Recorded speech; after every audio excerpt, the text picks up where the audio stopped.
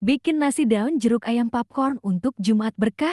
Pakai kemasan food pack Rectangle Sparta yang aman untuk makanan. Pertama, potong dadu paha fillet. Masukkan ke adonan basah lalu ke tepung kering. Agar praktis, gunakan food pack yang anti tumpah, kocok sampai tercampur rata. Nah, untuk food packnya aku pakai food pack Rectangle Sparta. Karena dilengkapi teknologi Z-Plate Jeti anti tumpah dan anti pecah. Food pack Rectangle Sparta. Semua kemudahan dalam satu kemasan. Lanjut masak nasi daun jeruk. Tumis bawang putih dan daun jeruk hingga harum. Masukkan nasi, tambahkan kaldu bubuk, aduk sampai tercampur rata. Koreksi rasa. Nasi daun jeruk ayam popcorn siap disajikan. Yuk cobain.